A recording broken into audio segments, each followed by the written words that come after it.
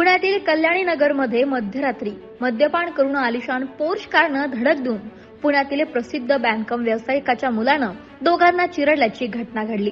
या अपघातात 2 IT engineer असलेल्या अश्विनी कोस्टा आणि अनीस अवधिया या तरुणीचा जागीच मृत्यू झाला। या प्रकरणातील आरोपी मुलगा अवघ्या 17 वर्षांचा आहे। या आरोपीनं घटनेपूर्वी मद्यपान केलं होतं। त्याचा पब मधला सीसीटीव्ही आणि त्यानंतर भरगाव मोटार चालवत धडक दिल्याचा आणखीन एक सीसीटीव्ही फुटेज समोर आला। पण या गंभीर घटनेनंतरही आरोपी तरुणाला अवघ्या 15 तासांच्या आत जामीनही मंजूर करण्यात आला। त्यामुळे पुणे पोलीस प्रशासनाच्या कारभारावर संताप व्यक्त करत प्रश्नचिन्ह उपस्थित होत आहे। आणि या सगळ्यात अजित पवार गटाचे आमदार असणारे सुनील टिंगरे यांचा दबाव असल्याची चर्चा सुरू आहे। दोघांचा जीव घेतल्यानंतरही आरोपीला वाचवण्यासाठी प्रयत्न केले गेले।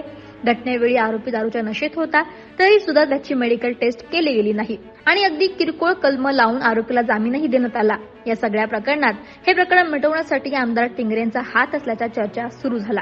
कारण ज्यावेळी हा अपघात झाला त्याच्या काही तासात आमदार टिंगरे हे पोलीस ठाण्यामध्ये पोहोचले होते। आमदार सुनील टिंगरे हे विशाल अग्रवाल यांच्याशी व्यावसायिक हितसंबंध आहेत आणि त्यामुळेच त्यांनी त्यांच्या मुलाला वाचवण्याचा प्रयत्न केल्याचा आरोप केला गेला।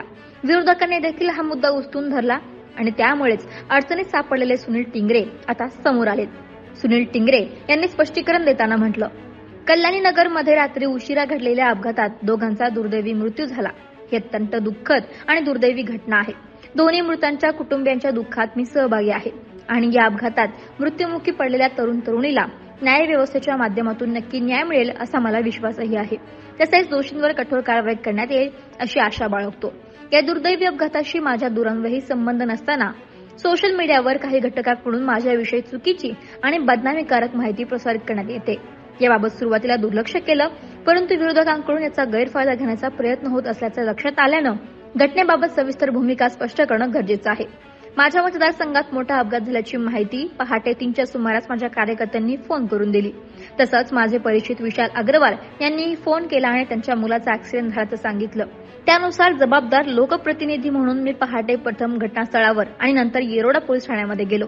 यावेळी पोलीस ठाण्यात चौकशी केली असता पोलीस निरीक्षक हे अपघातातील तरुणींना हॉस्पिटलमध्ये घेऊन गेल्याचं सांगण्यात आलं। मी त्यांना फोन केला असता 15 मिनिटात येत असल्याचं त्यांनी सांगितलं आणि त्यानुसार ते आलेही।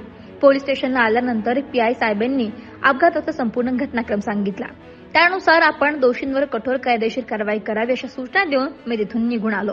मी पोलिसांवर कोणताही दबाव आणला नाही हे पोलीस अधिकारीही कबूल करतील यात शंका नाही। म्हणूनच सकाळी 6 वाजता या प्रकरणी गुन्हाही दाखल झाला आणि पुढील न्यायालयीन प्रक्रियाही झाली। दरम्यान या अपघाताप्रकरणी मी पोलिसांवर दबाव आणल्याचा खोडसाळपणा काही घटकांकडून सोशल मीडियावर केला जातोय।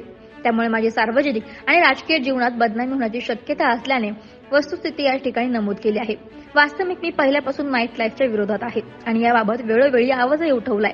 विमाननगर, कल्याणी नगर, खराडे या उच्चभ्रू भागात रात्री उशिरापर्यंत अवैधरित्या सुरू असलेले पब, बार आणि टेरेस हॉटेल तसंच दारू विक्री, मटका धंदा, हुक्का पार्लर, पत्त्यांचे क्लब, अंमली पदार्थांची विक्री, मसाज पार्लर या अवैध धंद्यांवर कारवाई करण्याबाबत मी पोलीस आयुक्तांना यापूर्वी पत्र दिले आणि विधानसभेतही या संदर्भात आवाज उठवलाय। तसंच कल्याणी नगरमधील रहिवाशांसोबत पोलीस आयुक्त साहेबांची प्रत्यक्ष भेट घेऊनही त्यांच्या निदर्शनास हा प्रकार आणून दिला। शिवाय यापुढेही या अवैध व्यवसायांना माझा नेहमीच विरोध आहे, परंतु एखाद्या अपघाताशी कोणताही संबंध नसताना नाव जोडणं हे चुकीचं आणि बदनामीकारक आहे।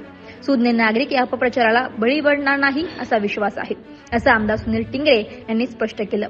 दरम्यान या प्रकरणी आता अल्पवयीन आरोपीचे वडील आणि पब चालकाला ताब्यात घेण्यात आले। आता या प्रकरणात पुढे काय होते हे पाहणं देखील महत्त्वाचं ठरेल। दरम्यान या घटनेचे पडसाद राजकीय क्षेत्रातही उमटले आहे। उशिरापर्यंत सुरू राहणाऱ्या पब बारवर तातडीने कारवाई करावी। शहरातील प्रमुख रस्त्यांवरती रात्री पोलिसांनी नियमितपणे तपासणी करावी।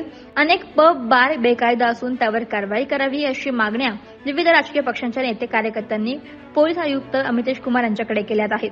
त्यामुळे आता या प्रकरणामध्ये पुढे काय होतं हे पाहणं देखील तितकंच महत्त्वाचं ठरेल। तर या संपूर्ण प्रकरणाविषयी तुम्हाला काय वाटतं आम्हाला कमेंट करून जरूर कळवा। महाराष्ट्रातील सर्व बातम्यांचे विश्वासार्ह व्यासपीठ सकाळच्या सर्व सोशल मीडिया प्लॅटफॉर्मला लाईक, फॉलो आणि सबस्क्राईब करा। तसंच सर्व नोटिफिकेशनसाठी बेल आयकॉन प्रेस करायला विसरू नका।